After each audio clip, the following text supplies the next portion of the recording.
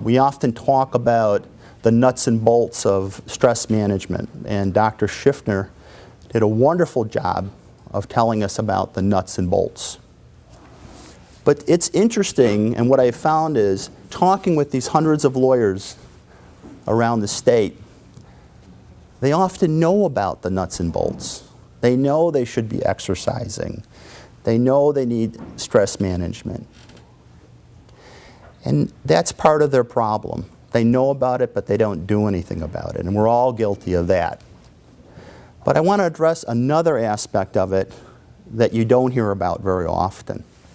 And I think that it's difficult in today's stressful climate for lawyers to practice with integrity. And what I'm about to say to you, and I say this from the bottom of my heart, but also from talking to hundreds of lawyers, is that practicing without integrity is stressful. Sometimes stress is just not out there. It's not about the clients, and it's not about the judges. It's about us and how we process things internally. And I think if we don't give ourselves time to reflect, it's almost like never giving yourself time to digest a meal. And what happens is the pace of our life has come to define our experience as lawyers rather than the meaning of our lives and the meaning of what we do as lawyers. But I know in my own life as a litigator, I consume stress. It was like coffee running through my bloodstream 24 hours a day. And I never had the time to catch up with myself. And I think it's only when I did later on in life that I realized there's some things I had to change about my life. And one of the things my psychologist said when I finally got to one years later, he would listen to me complain about my stressful life.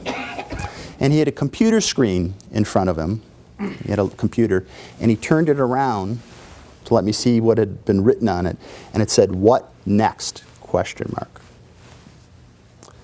We all can complain about stress. And I guess it's important to share those struggles with other people, but the real question is, where the rubber meets the road, is what are you willing to do about it? How much are you willing to change your life? Many people aren't willing to do that. And then we wake up later on in life and say, geez, what happened? Why am I in this place? Why do I have stomach pains? Why do I have heart disease? Why do my joints hurt? Because we've been assailed by stress all those years, and we've never taken the time to reflect on what it's doing to us as people. And I believe it makes us a less effective lawyer as well. So there's two things to think about with stress, I think: integrity and reflection.